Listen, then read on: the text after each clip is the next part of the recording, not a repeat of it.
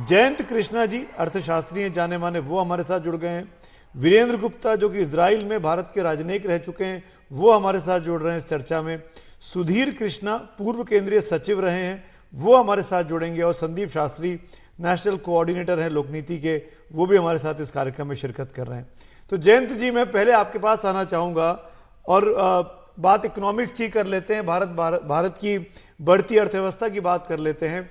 दुनिया में आज की तारीख में भारत की ताकत है और पूरी दुनिया भारत की ओर देखती है, क्योंकि सबसे बड़ा बाजार हमारे पास है। हमारे पास वो कैपेबिलिटी है कि हम बड़ी से बड़ी अर्थव्यवस्थाओं को सीधे तौर पर चुनौती दे सकते हैं। चीन डिक्लाइन कर रहा है, भारत का प्राइस हो रहा है। इस नई सरकार में, मोदी सरकार 3.0 में, जयंत जी, आप क्या देखते हैं, किन नीतियों पर, किन अर्थ नीतियों पर सबसे अधिक फोकस होने वाला है? जी सुमित जी, थोड़ा सा स्टूडियो साउंड जो है उसको, उसका वॉल्यूम रेज करने की जरूरत है। मैं आपसे डिफिकल्टी से सुन पा रहा हूँ। मुझे लगता है कि जो एक इकोनॉमिक पॉलिसीज में है उसमें एक बहुत कंटिन्यूटी होने जा रही है। और इस गवर्नमेंट में जो चार की मिनिस्ट्रीज हैं, जो फाइनेंस, एक्सटर्नल अफेयर्स, होम और चौथा कौन सा, ये सारे, डिफेंस, ये गवर्नमेंट अपने पास रखेगी। और जो इकोनॉमिक मिनिस्ट्रीज हैं, वो भी मुझे लगता है कि फाइनेंस और कॉमर्स और इंडस्ट्री ये गवर्नमेंट अपने पास ही रखेगी। तो इसमें एक्सपेक्ट कर सकते हैं कि कोई खास तब्दीली नहीं होगी। और जो फिस्कल प्रूडेंस मेंटेन हो रहा है पिछले 2-3 बजटों से, खासतौर से कोविड के बाद से, वो मेंटेन होगा। और जो इंफ्रास्ट्रक्चर में पुश है वो भी चलता रहेगा। जो डिजिटाइजेशन की तरफ सरकार का रुझान है, जो झुकाव है, डीपीआई और दुनिया भर का जो इंफ्रास्ट्रक्चर इन्होंने क्रिएट किया है, जो पूरे कंट्री में यूज हो रहा है, डिजिटल डिवाइड भी कम हो रही है और ease of service delivery improve हो रही है, उस पर भी पुश चलेगा। मुझे लगता है थोड़ा सा शायद ये, क्योंकि ये गठबंधन की सरकार है, तो इसमें थोड़ा असर ये पड़ सकता है कि जो डिसइन्वेस्टमेंट है, उसकी पॉलिसी में कंसेंसस जुटा पाना, जब आपके एनडीए के पार्टनर सपोर्ट कर रहे हो, ये देखने की बात है। उसके अलावा मुझे लगता है जो ट्रेड डील्स कुछ मेजर हैं, खासतौर से यूके, यूरोपियन यूनियन के साथ, उसको भी, उसका क्लोजर होना जरूरी है। जो पीएलआई है, स्कीम है, जो प्रोडक्शन लिंक्ड इंसेंटिव है, उसको मुझे लगता है कुछ और क्षेत्रों में, खासतौर से जो जॉब क्रिएशन वाले क्षेत्र हैं, जैसे एपरल इंडस्ट्री है या लेदर मैन्युफैक्चरिंग इंडस्ट्री है, उन सब में थोड़ा सा पीएलआई को, स्कोप को बढ़ाने की जरूरत है। अभी तक पीएलआई में काफी इंप्रूवमेंट हुआ, लेकिन वो सब चीजें बहुत जरूरी हैं। और स्टार्टअप्स के लिए भी एक इकोसिस्टम इंडिया में और अच्छा बना है। मुझे लगता है ये सरकार भी, बिकॉज की मिनिस्टर्स और प्राइम मिनिस्टर वही होंगे, तो ये पुश चलता रहेगा, ऐसा मेरा मानना है। तो 3.0 सरकार को देखकर इस वक्त आप कह रहे हैं जैन जी कि एक तरह से आश्वासन मिला, आश्वस्त है इंडस्ट्री और मार्केट की, जो इकोनॉमिक गवर्नेंस को लेकर बड़े फैसले लिए गए उसकी कंटिन्यूटी बनी रहेगी।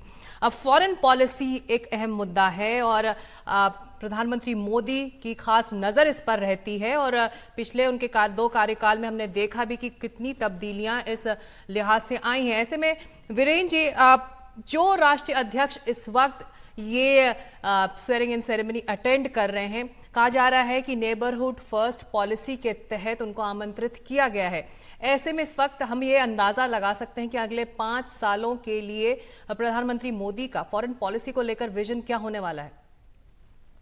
देखिए, मोदी जी की 10 सालों में उन्होंने विदेश नीति के फील्ड में बहुत महत्वपूर्ण उपलब्धियां करी, कि अपनी प्रिंसिपल्ड अप्रोच को नहीं छोड़ा है और उसके साथ साथ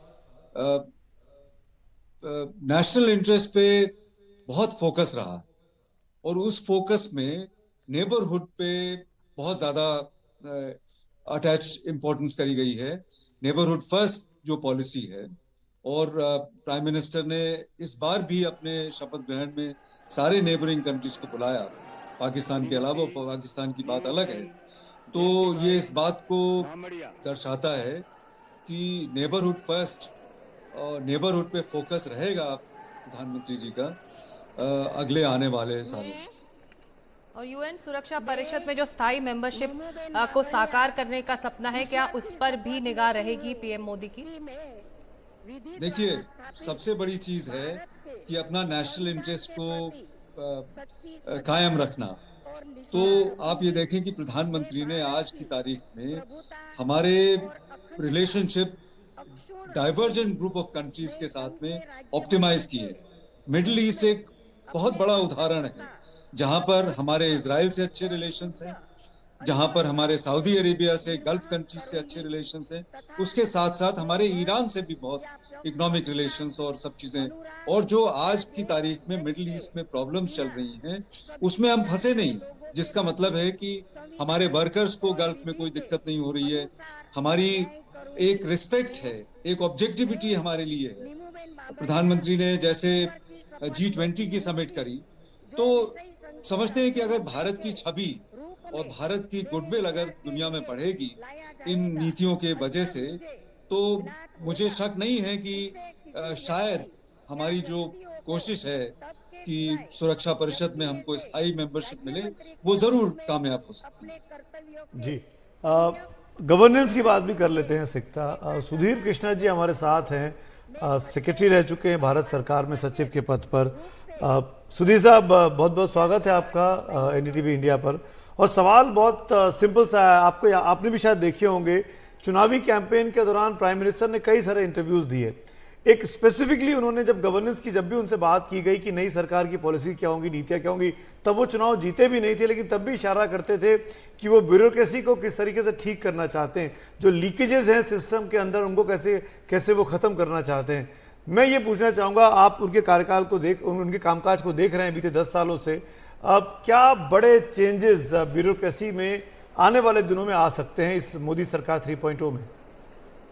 हाँ, मुझे लगता है कि डिजिटल गवर्नेंस पे ध्यान दिया जाएगा, क्योंकि सरकार के रिसोर्सेज जो हैं वो काफ़ी जा रहे हैं जनता के लिए। नई नई स्कीम्स बनी हैं, स्वच्छ भारत मिशन की बात करने या प्रधानमंत्री आवास योजना की बात करने, इंफ्रास्ट्रक्चर जो है, चाहे वो रोड सेक्टर है या रेलवेज हैं या एयरवेज हैं, मतलब पैसे खर्च करने की अभी समस्या नहीं रह गई है। हर जगह इफरात पैसे आ रहे हैं, लेकिन उसको जो है लीकेज हुए बगैर जो उद्देश्य की प्राप्ति कैसे हो, इसके लिए एक डिजिटल गवर्नेंस पे ध्यान देंगे जरूर, क्योंकि डिजिटल इंडिया मिशन भी चल पड़ा है। अब कन्वर्जेंस की बात है, convergence of programs and scheme मेरे ख्याल से ध्यान दिया जाएगा, जिससे और लोकल लेवल पर गवर्नेंस को स्ट्रेंथन करने की बहुत जरूरत है। And third dimension is transparency, ये सब डिजिटल गवर्नेंस के थ्रू आएगा। So more usage of artificial intelligence and other digital technologies, और जरूर ये सरकार जो है तो इस पर ध्यान देगी, जिससे जनता को भी पता चल सके क्या होगा और जनता की समस्याओं पर जो है उसको कैसे लोगों को, सरकार को मालूम हो, उस पर ध्यान दिया जाएगा, मेरा ये विश्वास है। और साथ साथ ये है कि लोकल लेवल पर जो गवर्नेंस है, म्यूनिसिपैलिटीज हैं, पंचायत हैं, वो उनको और इन्वॉल्व समावेशित करेंगे, जिससे कि लोकल गवर्नेंस और केंद्र सरकार की योजनाएं, राज्य सरकार की योजनाएं, इन सबको इंटीग्रेट करके डिलीवरी ऑफ सर्विसेज पे और मेरे ख्याल से तवज्जो देंगे, जिससे कि लोगों को वाकई में योजनाओं का बेनिफिट मिल सके और उनको मालूम भी हो सकेगा कि प्रोसेसेस क्या हैं, कैसे उसको हमको योजनाओं का लाभ लेना है, और उसकी ट्रांसपेरेंसी भी आएगी अधिक।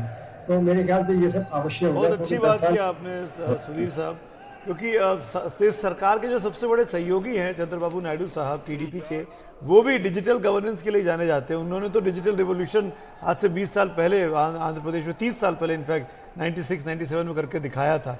बड़ी अच्छी केमिस्ट्री है नरेंद्र मोदी के बीच और चंद्रबाबू नायडू के बीच। दोनों लोग, उन्होंने डिजिटल गवर्नेंस को कैसे इंप्लीमेंट किया जाए, उन्होंने गुजरात में करके दिखाया, उन्होंने आंध्र प्रदेश में करके दिखाया। तो ये एक बहुत ही क्रांतिकारी कदम हो सकता है आने वाले वक्त में अगर देखा जाए। बिल्कुल, आप अलाइज की बात करें तो मेरा अगला सवाल इस कोएलिशन के अलाय से ही जुड़ा हुआ है। संदीप जी, अब इस गवर्नमेंट की जो स्टेबिलिटी है, कंटिन्यूटी है, जो बैलेंस है, उससे सभी इस वक्त आश्वस्त दिखाई दे रहे हैं, लेकिन ये कोएलिशन है और पहला से बदला हुआ स्वरूप है। ऐसे में पीएम मोदी को ज़्यादा इंटरैक्टिव अब होना पड़ेगा अपने कोएलिशन पार्टनर्स के साथ इस टर्म में। जैसे सुमित जी ने भी पहले कहा, एरिथमेटिक तो है, केमिस्ट्री भी दिखती है, बट इस एरिथमेटिक और केमिस्ट्री के साथ अब थोड़ा, जैसे आपने कहा, एक सोशल कोalition की भी जरूरत है। वो अगले दिनों में दिखाई देगा। आज देखिए, मंत्रिमंडल में जितने मंत्रियों को आप शामिल कर सकते हैं उतना आपने कर दिया है। संविधान एक लिमिट करता है कि आपका काउंसिल ऑफ मिनिस्टर्स लोकसभा के 15% से ज्यादा नहीं होना चाहिए। सो उसके अनुसार 72 मैक्सिमम लिमिट है। सो अगर आगे आपको किसी को लेना है, पहले किसी को निकालना पड़ेगा, क्योंकि आप अभी अपर लिमिट पे, पहली बार ये मोदी सरकार में हुआ है कि entire limit of the ministry has been achieve.